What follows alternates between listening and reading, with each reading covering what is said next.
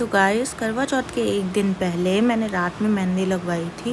मैं बाहर नहीं जा सकती थी, इसलिए हाउस हेल्प की जो बेटी है ना, उन्हें आती थी मेहंदी लगाने, तो उन्हीं से मैंने लगवाई थी। और आप बताना कि मेरी मेहंदी कैसी लगी हुई है।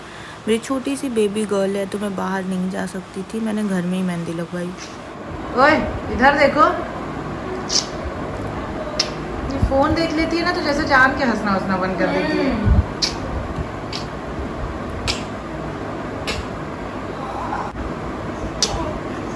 वैसे नहीं हंस रही है खिलखिला के। Hey guys, once again welcome back to my channel. This is Shanu. तो आज है करवा चौथ और आप सबको हैप्पी करवा चौथ।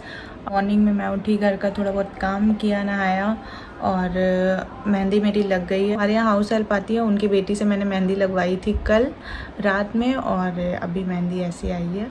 कलर ज़्यादा देर रखी नहीं थी क्योंकि डॉल को भी देखना होता है, तो बहुत ज़्यादा टाइम नहीं था, तो थोड़ी देर 1 घंटे बस रखी थी। उसके बाद वॉश कर लिया था और उसके बाद अभी मेरी डॉल सो रही है, उसको मैंने नहलाया है। फीड कराने के बाद अभी वो सो रही है, तो मैं अभी पूजा की तैयारी करने जा रही हूँ। और पूजा की तैयारी में मैं क्या करने वाली हूँ अभी देखती हूँ। पूरा सामान वगैरह सब कुछ एक साथ रख लूँगी और अभी सोच रही हूँ मैं नेल पेंट लगा लूँ, क्योंकि ये चीज़ ना हमेशा लास्ट मोमेंट तक रह जाती है। मैंने हमेशा देखा है कि सब कुछ कर डालती हूँ, लास्ट में यही बचता है नेल पेंट। लास्ट मोमेंट पे लगाती हूँ तो अच्छे से ड्राई भी नहीं हो पाता है। मैं अभी आज क्या पहनने वाली हूँ, साड़ी है रेड कलर की और शादी के टाइम की है, बट अभी तक मैंने पहना नहीं था, तो वो पहनूँगी। और बहुत अच्छे से तो रेडी नहीं हो पाऊँगी क्योंकि अभी न्यू मॉम हूँ और बहुत सारी चीज़ें रहती हैं बेबी से रिलेटेड करने को, तो टाइम नहीं मिल पाएगा उतना कि बहुत अच्छे से रेडी हूँ। मैं ये नेल पेंट लगाने जा रही हूँ, रेड कलर की है ये। तो रेड कलर की साड़ी क्योंकि मैं पहन रही हूँ तो रेड नेल पेंट अभी लगा लूँगी और उसके बाद मैं प्रिपरेशन करूँगी पूजा की। तो लास्ट ईयर की बात है, जब मैं प्रेग्नेंट थी, 2 मंथ्स प्रेग्नेंट थी मैं करवा चौथ के टाइम, और उस टाइम पे मेरे साथ यही हुआ था कि मैं कंप्लीट बेड रेस्ट पे थी। 2 दिन पहले करवा चौथ के मुझे थोड़ी सी स्पॉटिंग दिखी थी और मैं डॉक्टर के पास गई थी, तो उन्होंने कंप्लीट बेड रेस्ट कह दिया था एकदम। मतलब ऑल टाइम मुझे लेटे रहना होता था, बस वॉशरूम जाने के लिए मुझे खड़े होना था। तो करवा चौथ की पूजा थी, तो पिछले साल मैं मतलब निराजली फास्ट तो नहीं थी क्योंकि डॉक्टर ने मेरी मना किया था, और प्रेगनेंसी में आपको फास्ट भी नहीं करना चाहिए। तो मैंने फलाहार वाला रखा था लास्ट ईयर करवा चौथ पे, खाया पिया भी था। रात में तो खाना खा लेना होता है। कुछ लास्ट ईयर कुछ भी नहीं बना पाई थी क्योंकि बेड रेस्ट पे थी, तो बस पूजा कर ली थी, वो भी चेयर पे बैठ के मैंने पूजा की थी। और उस टाइम पे मैंने प्रेगनेंसी रिवील भी नहीं की थी। आप लोग लास्ट ईयर का व्लॉग देखना, उसमें मैंने प्रेगनेंसी रिवील नहीं किया था। उस टाइम पे मुझे इंजेक्शन लगनी होती थी, उस टाइम पे 2-3 टाइम्स मुझे इंजेक्शन लगी है। प्रेगनेंसी सपोर्ट करने के लिए जो हार्मोन्स वाली इंजेक्शन होती है ना, वो इंजेक्शन लगती थी। जब 1 महीने का बेड रेस्ट मैंने कर लिया, उसके बाद अच्छे से बहुत ही स्मूथ गई मेरी डिलीवरी, बहुत स्मूथ गया है पूरा प्रेगनेंसी।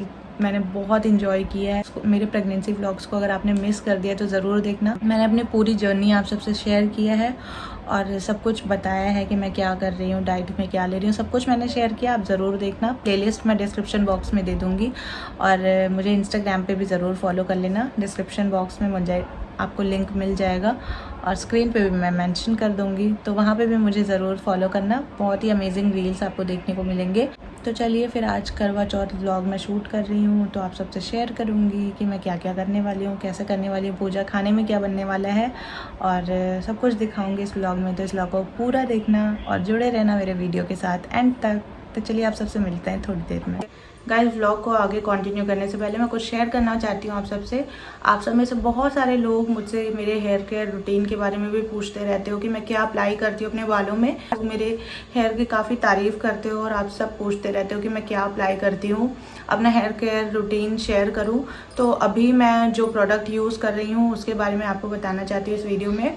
मैं यूज़ कर रही हूँ मामा अर्थ का ये Hina shampoo and Hina conditioner. आजकल की बिजी लाइफस्टाइल में अर्ली 20s में ये एक कॉमन प्रॉब्लम हो गई है प्रीमेच्योर ग्रेइंग की। हमारे बाल समय से पहले क्यों ग्रे होते जा रहे हैं, इसके बहुत सारे कॉमन फैक्टर्स हैं, जैसे कि busy lifestyle, stress, improper diet, weather condition की वजह से भी हो सकता है, और इसके अलावा पॉल्यूटेड एनवायरनमेंट है आप देख सकते हो, तो उसकी वजह से भी प्रीमेच्योर ग्रे हो रहे हैं। इसके अलावा जेनेटिक्स भी एक प्रॉब्लम है, जिसकी मतलब हमारे बाल समय से पहले ही ग्रे होते जा रहे हैं, और साथ ही साथ हार्मोनल इम्बैलेंस की वजह से भी होता है, जैसे कि प्रेगनेंसी में हार्मोन्स इम्बैलेंस होते हैं तो उसकी वजह से भी बहुत सारे प्रेग्नेंट वीमेन को इस प्रॉब्लम को फेस करना पड़ता है कि बाल जो है ना वो ग्रे हो जाते हैं। प्रेगनेंसी टाइम में आपने नोटिस किया था कि मेरे भी 1-2 बाल जो है ना वो ग्रे होने लगे हैं। इसके लिए मैं मामाअर्थ का शैम्पू एंड कंडीशनर यूज़ कर रही हूँ ताकि मेरे बाल जो है ना उन्हें प्रिवेंट कर सके।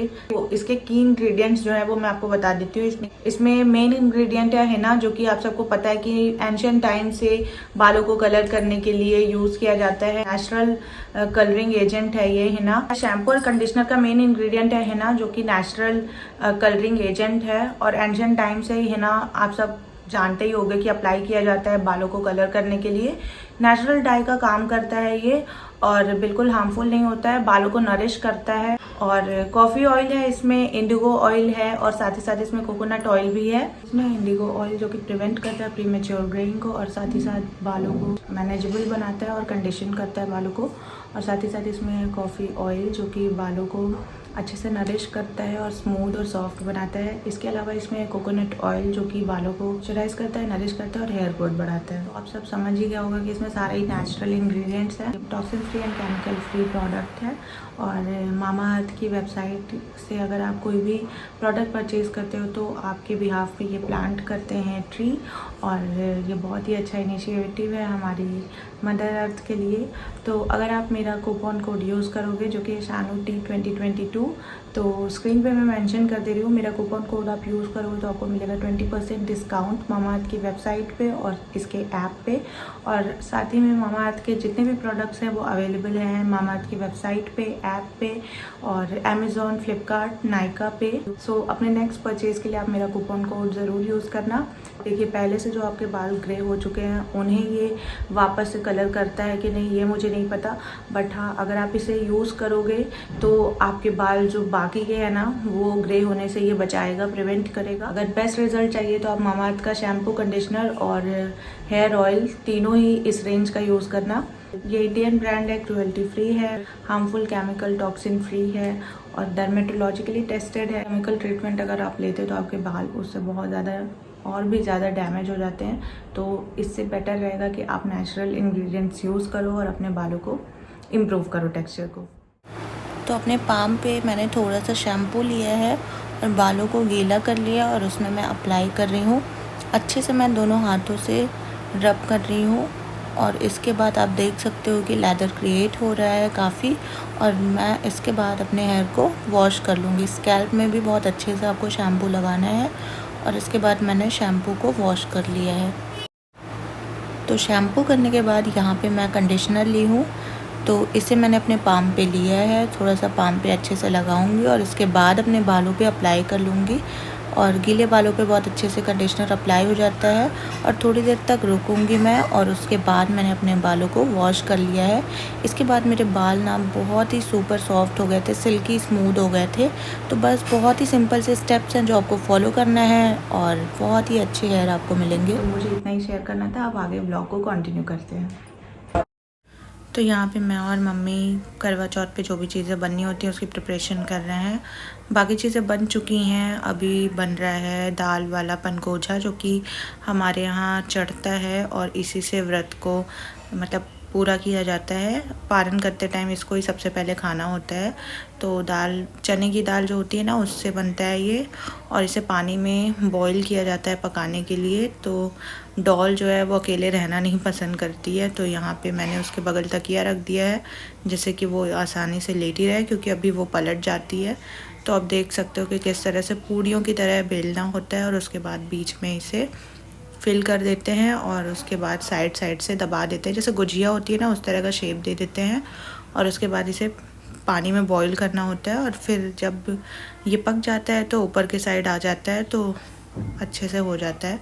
अभी यहाँ पे मैं लगा रही हूँ पैरों में आलता और मैं पेंट ब्रश से लगा रही हूँ। पहले मैं फिंगर का यूज़ करती थी बट बाद में पेंट ब्रश से बहुत अच्छे से लग जाता है। इस तरह से चौड़ा वाला जो होता है ना, तो हम लोग ऐसे ही लगाते हैं। तो मैंने सोचा कि आपको भी बता दूं, अगर आप हाथों से लगाते हो तो इससे मच बेटर है आप इससे लगाओ, बहुत अच्छे से लग जाता है और आपका हाथ जो है ना मैसी नहीं होता है। तो ये ट्रिक आप ज़रूर फॉलो करना पैरों में आलता लगाते टाइम।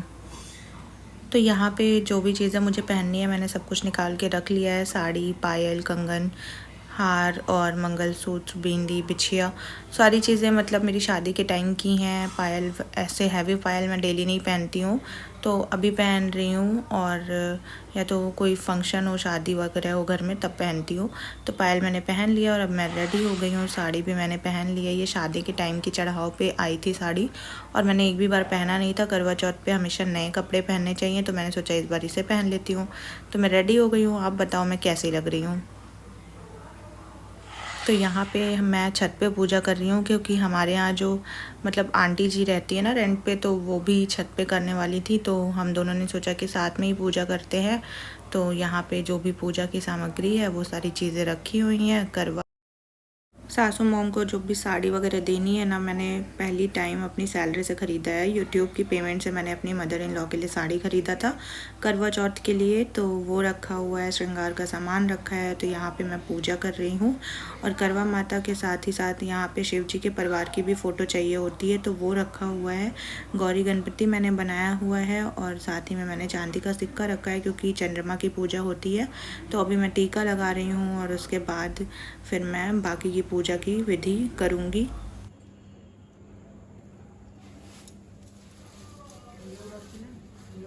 तो यहाँ पे जो भी चीज़ें बनी थी आज खाने में, वो सारी चीज़ें भोग लग रही हैं, और मैं भोग लगा के आचमन करूँगी, और इसके बाद मैं कथा पढ़ूँगी।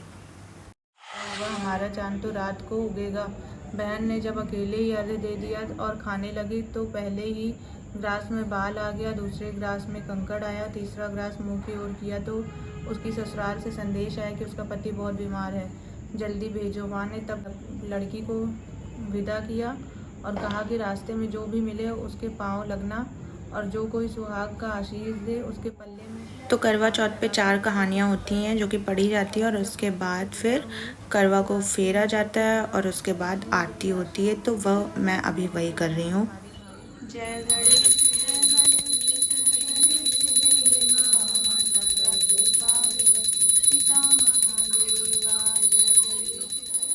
तो आरती में सबसे पहले गणपति जी की आरती होती है, उसके बाद शिव जी की भी आरती होती है, करवा माता की आरती होती है।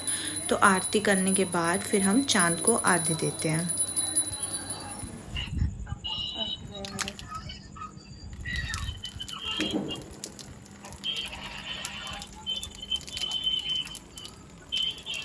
तो चांद देवता को अर्घ्य देने के बाद हम उनका पूजा करते हैं, आरती करते हैं, और उसके बाद पति का पूजा करते हैं, आरती करते हैं।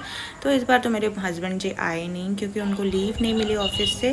तो मैंने चंद्रमा की पूजा की, और आंटी जी भी मेरे साथ ही की थी। फिर उसके बाद वो अपने हस्बैंड की पूजा करने चली गई, और मैं अपने हस्बैंड की पूजा, आरती और उनको जो भी खिलाना था, मतलब ऐसे ही वर्चुअली किया।